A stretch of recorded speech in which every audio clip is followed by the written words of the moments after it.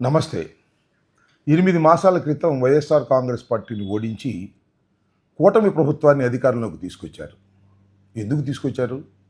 వారిచ్చినటువంటి హామీలను అమలు చేయడానికి, లేదా వారి మేనిఫెస్టోని అమలు చేయడానికా, లేక చంద్రబాబు నాయుడు గారి కుమారుడైనటువంటి లోకేష్ గారు రచించినటువంటి రెడ్ బుక్ని అమలు చేయడానికా అనేది అర్థం కాని పరిస్థితిగా ఉంది.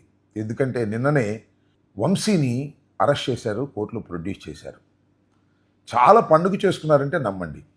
ఎప్పటి నుంచో రెడ్ బుక్లో మొదటి పేజీలో లోకేష్ గారు రాసిన మొదటి పేరు వంశీ. ఆ వంశీని అరెస్ట్ చేయడం కోసం చాలా కుట్రలు కుతంత్రాలు కేసులు పెట్టారు. కానీ చట్టాన్ని ఆశ్రయించడం, న్యాయస్థానాన్ని ఆశ్రయించడంలో వంశీ మిస్ అవుతూ వచ్చాడు.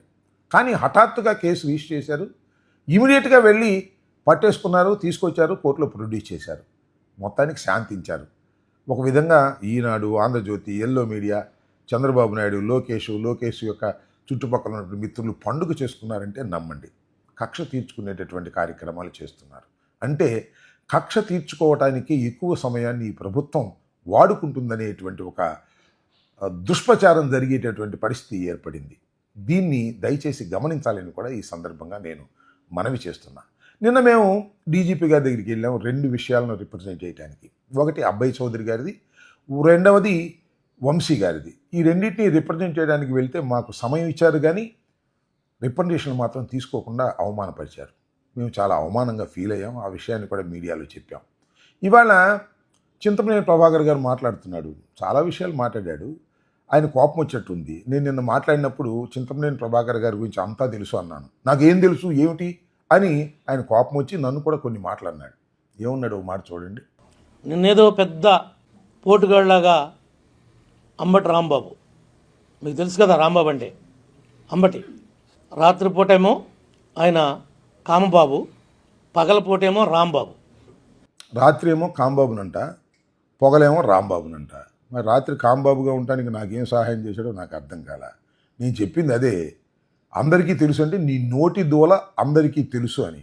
పోయినసారి తెలుగుదేశం ప్రభుత్వం డ్యామేజ్ కావడానికి తమరి నోటి దూల కూడా ఒక కారణం అనే విషయాన్ని మీరు గమనించకపోతే మనం ఏం చేస్తాం? 8 మాసాలు కాముగా ఉన్నారు. 8 మాసాల తర్వాత మీ నిజ స్వరూపాన్ని బయటపెట్టే కార్యక్రమం చేస్తున్నారు. అబ్బాయి చౌదరి గారి కారు కాస్త అడ్డం ఉందని రాష్ట్ర సమస్య చేశారే, ఆయన మీద హత్యా ప్రయత్నం కేసే పెట్టే కార్యక్రమం చేస్తున్నారే. ప్రభుత్వం మీ చేతిలో ఉంది కదా అని మీరు ఉపయోగించుకుని ఏది పడితే అది చేయాలని అనుకుంటే ప్రభుత్వం శాశ్వతంగా మీకు ఉంటుందా అనేది ఒకసారి గుర్తుపెట్టుకోండి. ఒకసారి గెలిచారు, ఒకసారి ఓడారు, మీ ప్రభుత్వం పక్కకు పోయింది. అప్పుడు కూడా మీకు అనుభవం రాకపోతే ఏం చేస్తాం చెప్పాలని కూడా ఈ సందర్భంగా మనం చేస్తాం. అంతేకాదు, మళ్ళీ నా మీద కోపం వచ్చేసి ఎక్కడి దాకా వెళ్ళాడంటే, కోడెల శివప్రసాద్ గారి మరణానికి నేనే కారణం అన్నాడు. నేను జగన్మోహన్ రెడ్డి గారు కారణమని, ఆయన మీద అపవాదులు వేయటం వల్ల ఆయన ఆత్మహత్య చేసుకున్నాడని, 306 కేసు పెట్టి కంప్లైంట్ పెట్టి నన్ను లోపలేపిస్తాననేటువంటి మాటలు కూడా మాట్లాడారు. దీనికి కారణం ఆ రోజున ఈ అంబటి రాంబాబు, ఈ జగన్మోహన్ రెడ్డి, అప్పుడున్నటువంటి అధికారులే బాధ్యత వహించాలి. వాళ్ళ మీద 306 సెక్షన్ వస్తుంది. ఎందుకంటే ఆత్మహత్య చేసుకునే విధంగా ప్రేరేపించబడినటువంటి ఆత్మహత్యని. ఆయన ఆత్మహత్య చేసుకుంటానికి కారణం గత పాలకులు, ఇంకా వేరే శాఖలు కూడా చేశాడు. ఎందుకయ్యా చింతమనేని వారు ఊరిని సొల్లు కబుర్లు చెబుతారు? చట్టం అంగీకరిస్తే అది నిజమైతే పెట్టని కేసు పెట్టి అరెస్ట్ చేయని చూద్దాం. ఎందుకు ఊరిని సొల్లు మాటలు మాట్లాడే కార్యక్రమం, ఏదో మిమ్మల్ని ఏదో అన్నానని చెప్పేసి లేనిపోని విషయాలన్నీ మాట్లాడేటువంటి ప్రయత్నం దయచేసి చేయవద్దని కూడా మనం చేస్తున్నాం. అంతేకాదు, హోంమంత్రి గారు కూడా మాట్లాడారు. హోంమంత్రి గారు చింతమనేని ప్రభాకర్ గారు ఏమన్నారంటే, రాంబాబు గారు ఓడగొట్టిన నాగలదుంప ఆయనకి ఎందుకు ఇవ్వాలి అనే మాట ఆయన మాట్లాడాడు. హోంమంత్రి గారు ఏం మాట్లాడారు చూడండి. నిన్న వైఎస్ఆర్సీపీ వాళ్ళందరూ బయటకు వచ్చి డీసీపీ ఆఫీసులో మాకు రిప్రజెంటేషన్ ఇవ్వలేకపోయాము, ఇలాంటి మాటలు మాట్లాడుతూ ఉంటే కర్మ సిద్ధాంతం అన్నది నాకేదో గుర్తొచ్చింది. కొన్ని కర్మ సిద్ధాంతాలు కూడా ఉంటాయి కదా. లాస్ట్ టైం మీకు వాళ్ళకి గుర్తు చేయాలి, మమ్మల్ని కనీసం డీసీపీ ఆఫీస్ గేట్ కూడా ముట్టుకొని ఇచ్చేవారు కాదు. మా పార్టీ ఆఫీస్ నుంచి మేము బయలుదేరితే అక్కడ ముళ్ళ కంచె లాంటి వేసి, ఇనుప కంచెలు వేసేసి, పోలీస్ ప్రొటెక్షన్ పెట్టేసి మమ్మల్ని లోపల కూడా వెళ్ళకుండా కిలోమీటర్ అవతలే మమ్మల్ని ఆపేసే పరిస్థితి. ఇదే ఎక్స్ మినిస్టర్స్ అంబటి రాంబాబు వీళ్ళందరూ కూడా ఈ 7 నెలల్లో 2-3 సార్లు వెళ్ళి డీసీపీని కలిసిన సందర్భం కూడా ఉంది. నిన్న డీసీపీ గారు ఏదో బిజీగా ఉండి ఉంటారు, అక్కడ వాళ్ళకి ఇచ్చి రావాలి. ఏం మాట్లాడారంటే, మేము అపోజిషన్లో ఉన్నప్పుడు మమ్మల్ని కనీసం గేటు కూడా తాకనివ్వలేదు, మేము కనీసం గేట్ అయినా తాకనించామనేటువంటి మాట మాట్లాడుతున్నారు. ఏం మాటలు ఇవి? అపోజిషన్లో ఎవరున్నా డీజీపీని కలుసుకోవచ్చు, రిప్రజెంటేషన్ చేయవచ్చు. దాని మీద యాక్షన్ తీసుకుంటారా లేదా, that is a different matter. ఇవాళ మేము అపోజిషన్లో ఉండి 2 రిప్రజెంటేషన్ తీసుకువెళ్ళి మేము డీజీపీ గారికి ఇచ్చేటటువంటి ప్రయత్నం చేస్తే డీజీపీ గారు టైం ఇచ్చారు, మేము వెళ్ళిన తర్వాత వెళ్ళిపోయారు. సరే, ఎక్కడివ్వాలి, ఎవరికి ఇవ్వాలి కనీసం చెప్పకోకుండా వెళ్ళిపోయారు, అవమానపరిచారు అనేటువంటి మా అభిప్రాయం. దాన్ని నేను స్పష్టంగా చెప్పాను. దానికి హోంమంత్రి గారు మాట్లాడుతున్నారు తప్ప డీజీపీ గారి ఆఫీసు మాత్రం ఏమీ స్పందించడం వల్ల. అంటే దాని అర్థం ఏంటి? పోయినసారి హోంమంత్రి గారిని గేటు కూడా తాకనివ్వలేదు కాబట్టి ఈసారి వచ్చేవాళ్ళు ఎవరిని ఎలవ్ చేయమాకండి అని హోంమంత్రి గారు చెబితే డీజీపీ గారు చేసినట్టుగా అర్థమవుతుంది. ఇది కరెక్ట్ అయినటువంటి విధానం కాదు, ప్రజాస్వామ్య విరుద్ధమైనది. ప్రభుత్వాలు మారుతుంటాయి, ఇవాళ హోంమంత్రి ఆమె ఉంటుంది, రేపు ఇంకొకళ్ళు వస్తారు, మేము అధికారంలోకి రావచ్చు, వాళ్ళ అధికారం నుంచి దిగిపోవచ్చు. ఇలాంటివి చాలా జరుగుతాయి. కానీ IPS officer is IPS officer.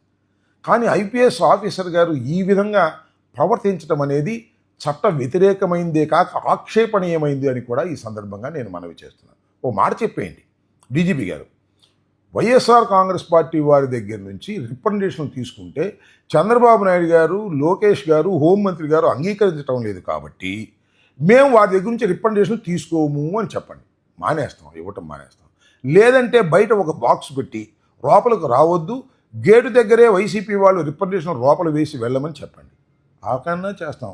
Clarity లేకోకుండా ప్రజాస్వామ్యంలో ఎలాగా మాకు ఏదైనా ఇబ్బంది వస్తుంది, రక్షణ కావాల్సి వస్తుంది, ఎస్పీ గారికి చెప్తాం, తర్వాత డీజీపీ గారికి చెప్తాం. ఇది ప్రజాస్వామ్య పద్ధతులు. ఈ పద్ధతులను కూడా మీరు పాటించకపోతే మేము ఎవరికి చెప్పుకోవాలి? హోంమంత్రికి చెప్పాలా, ముఖ్యమంత్రికి చెప్పాలా? చెప్పండి. లేకపోతే న్యాయస్థానానికి వెళ్ళాలా? దీనికోసం న్యాయస్థానానికి వెళ్ళి డీజీపీ గారి ఇంటర్వ్యూ ఇప్పించవలసిందిగా న్యాయస్థానాన్ని కోరటం సమంజసంగా ఉంటుందా? కాబట్టి డీజీపీ గారు పునరాలోచించుకోవాలి. నిన్న జరిగిన సంఘటన మీద మాకు స్పష్టమైనటువంటి భావన కలిగే విధంగా మీరు ఒక ప్రకటన చేయాల్సిన అవసరం ఉంటుందని కూడా నేను మనవి చేస్తాను. లేదు మేము ప్రకటన చేయము, ప్రకటన చేస్తే మమ్మల్ని లోకేష్ ఒప్పుకోడు, ప్రకటన చేస్తే మా హోంమంత్రి ఒప్పుకోరు అనుకుంటే అది మీ ఇష్టం. కానీ స్పష్టత కావలసినటువంటి అవసరం ఉందని కూడా ఈ సందర్భంగా నేను మనవి చేస్తూ ఇంకొక విషయాన్ని ఇక్కడ చెప్పదలుచుకున్నా. ఇవాళ వంశీని అరెస్ట్ చేసింది గన్నవరం తెలుగుదేశం పార్టీ మీద దాడి కేసులో కాదని, అది కేవలం ఒక ఫాల్స్ కేసు, మొన్ననే పెట్టి అరెస్ట్ చేసినటువంటి కేసు అనేది ప్రజలు గమనించాలని కూడా ఈ సందర్భంగా నేను మీ ద్వారా వారికి చెప్పదలుచుకున్నాను. ధన్యవాదాలు. హిట్ టీవీ యాప్, ఇందులో short news, live news, entertainment shows, movies, digital magazines తో పాటు మీ జిల్లా వార్తలను కూడా ఫ్రీగా చూడొచ్చు. అంతేకాదు కేజీ నుంచి పీజీ వరకు విద్యార్థులకు స్కాలర్షిప్ కూడా అందిస్తున్నాం. ప్రతి వారం 10 మందికి లక్కీ డ్రా ద్వారా ఒక్కొక్కరికి 10,000 రూపాయలు అందిస్తున్నాం.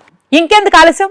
వెంటనే హిట్ టీవీ యాప్ ని డౌన్లోడ్ చేసుకుని ఫ్రీగా ఎంటర్టైన్మెంట్ పొందండి. Hit TV app. Hit TV app. Please download hit TV app. Hit TV యాప్ని ఫ్రీగా డౌన్లోడ్ చేసుకొని ఎంజాయ్ చేయండి. మీకు నచ్చిన ఎంటర్టైన్మెంట్ కోసం హిట్ టీవీ యాప్ ని ఫ్రీగా డౌన్లోడ్ చేసుకొని ఎంజాయ్ చేయండి. హిట్ టీవీ యాప్ని డౌన్లోడ్ చేసుకుని ఆస్వాదించండి, ఆశీర్వదించండి. ఇంతమంది సెలబ్రిటీలు హిట్ టీవీ యాప్ ని డౌన్లోడ్ చేసుకోండి అని చెప్తున్నారంటే ఎంత మంచి యాప్ ఆలోచించండి. అమెరికా అమెరికా అమెరికా అమెరికాలో చదవాలనుకునే వాళ్ళకి విశ్వసనీయమైన పేరు మన శౌర్య కన్సల్టెన్సీ. UK లో 1 year masters. UK లో 1 year masters. 2 years work permit up to 5 years visa. Contact Saurya Consultancy. Contact 89851 89851.